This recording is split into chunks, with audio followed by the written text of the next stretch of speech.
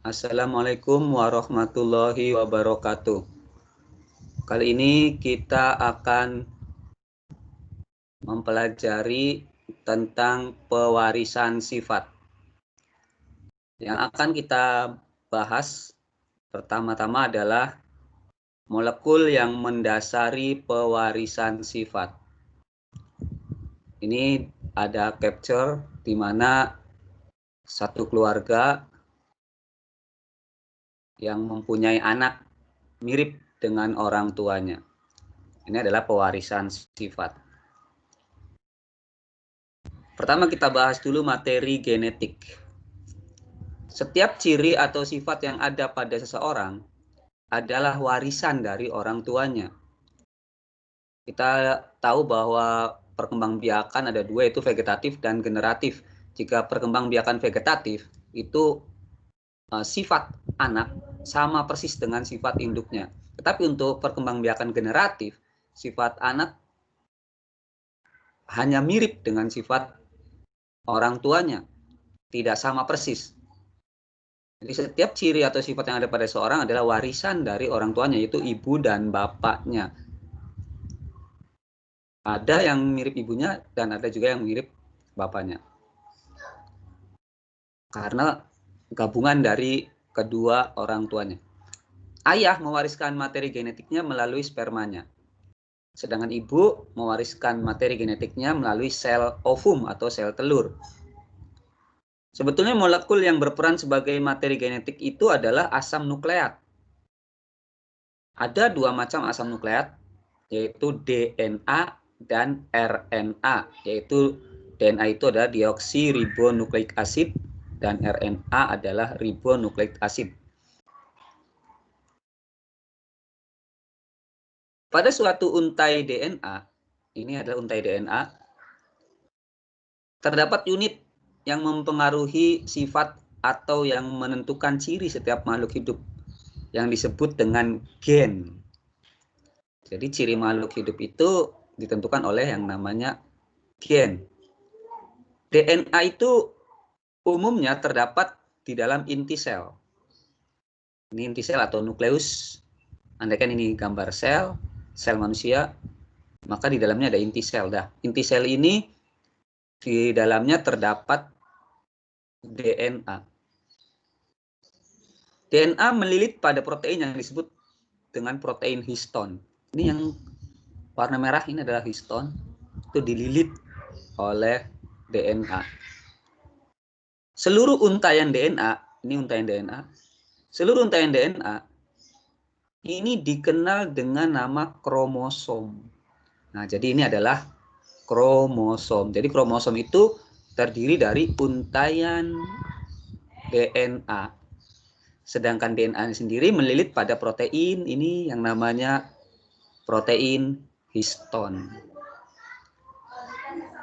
Kromosom adanya di dalam nukleus atau inti sel. Berdasarkan penelitian Rosalind Franklin pada tahun 1953, Frances Crick dan James Watson menemukan bahwa DNA memiliki struktur seperti suatu untai ganda yang membentuk heliks atau ulir. Seperti tadi ya. DNA dan RNA terdiri dari nukleotida. Nukleotida itu tersusun atas 3 macam, yaitu gugus fosfat, kemudian gula, dan basa nitrogen. DNA dan RNA itu bedanya terletak pada struktur gula. Kalau DNA, gulanya itu adalah deoksiribosa ini. Sedangkan RNA, gulanya berupa gula ribosa. Bedanya ini H dan ini OH. Ini ribosa, gula ribosa, dan ini gula deoksiribosa. Ada 4 basa nitrogen yang disebut dengan adenin, disingkat A, timin, T, guanin, G, dan sitosin, disingkat C.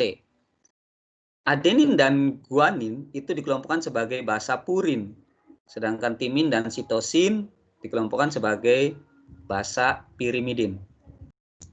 Nah, seperti ini. Ini sitosin, guanin,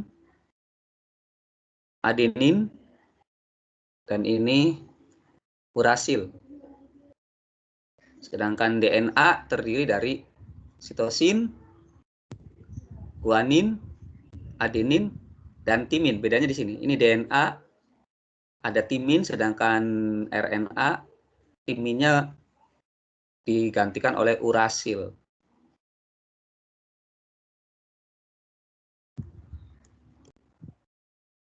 Peranan materi genetik dalam penentuan sifat. Genetika adalah ilmu yang mempelajari materi genetik terkait dengan struktur, ekspresi, perubahan, dan keberadaannya dalam populasi serta proses rekayasanya. Di dalam mempelajari genetika itu ada beberapa istilah. Yang pertama dominan, ada istilah dominan, resesif. Dominan adalah karakter yang mampu mengalahkan atau menutupi karakter lain. Sedangkan resesif adalah karakter yang kalah atau tertutupi oleh karakter lain. Contoh, misalkan ayah mempunyai cuping telinga terpisah seperti ini. Sedangkan ibu mempunyai cuping telinga melekat. Nah, kalau misalkan cuping telinga yang terpisah ini dominan, maka tentu anaknya akan mempunyai cuping telinga yang terpisah, mengikuti yang dominan. Kalau ini resesif, berarti dia tidak muncul sifatnya pada anaknya. Anda ini ayah dominan, ini ibu resesif, maka nanti anaknya telinganya, cuping telinganya seperti ini, mengikuti yang dominan. Gen bertanggung jawab atas sifat suatu organisme. Gen dominan ditulis dengan huruf kapital. Contohnya seperti yang di atas, yaitu cuping terpisah, dominan. Misalkan diberi lambang huruf G, maka G-nya adalah G besar.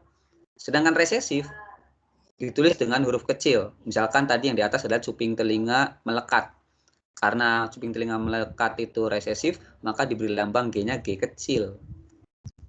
Yang dominan besar, yang huruf kecil. Nah, G besar dan G kecil ini disebut dengan alela. Sekarang istilah genotip. Apa itu genotip dan fenotip? Genotip adalah keseluruhan informasi genetik. Sifatnya tidak nampak. Sedangkan fenotip adalah sifat yang dapat diamati, seperti misalkan tadi bentuk rambut, warna kulit, cuping telinga, dan lain-lain. Nah, ini genotip nih. Adanya di dalam tubuh. Jadi tidak terlihat. Sedangkan ini fenotip. Seperti ini warnanya merah, terlihat. Ini fenotip, sedang ini genotip tidak terlihat. Sifat yang tidak nampak, sedangkan ini fenotip sifat yang nampak. Ada istilah diploid dan haploid. Diploid adalah kromosom yang berpasangan. Sedangkan haploid adalah kromosom yang tidak berpasangan. Nah, ini kromosom berpasangan. Ini kromosom berpasangan semua. Kromosom yang tidak berpasangan nanti ini X memisah dengan Y. Hanya terjadi pada kromosom kelamin. Jumlah kromosom sel tubuh manusia ada 23 pasang. Ini ada 23, 22 kromosom tubuh disebut dengan autosom. Kromosom tubuh ada 22 pasang. Berarti ada 44 ya. Kali 2. Ada 22 pasang. Dan kromosom kelamin disebut dengan gonosom. Ini kromosom kelamin. Hanya 1 pasang. Ada 2 buah. Kromosom laki-laki ditulis XY. Kromosom kelamin laki-laki XY, sedangkan kromosom kelamin perempuan adalah XX. Sedangkan kromosom autosomnya ini kromosom tubuhnya sama. Susunan kromosom laki-laki ditulis dengan 22 A besar plus XY. Sedangkan kromosom wanita 22 A besar plus XX. Jadi semuanya ada 23. Ini 22 pasang tambah 1, 23. Ada istilah parental, gamet. Parental itu adalah induk. Misalkan ini induknya adalah 22AA plus XY, ini laki-laki ya. 22AA plus XX ini perempuan. Maka ini gonosomnya atau kromosom kelaminnya akan memisah. X sendiri, Y sendiri. Dan ini juga akan memisah. X sendiri, X ini X semua dua-duanya. Nanti akan bertemu X ini dengan X ini, jadi XX menghasilkan perempuan. Sedangkan ini Y bertemu dengan XY menghasilkan laki-laki. Jadi pembedaan genotip membedakan genotip laki-laki dan perempuan adalah XX dan XY. Kalau XY laki-laki, kalau XX perempuan. Nah, itu saja. Terima kasih. Semoga bermanfaat. Wassalamualaikum warahmatullahi wabarakatuh.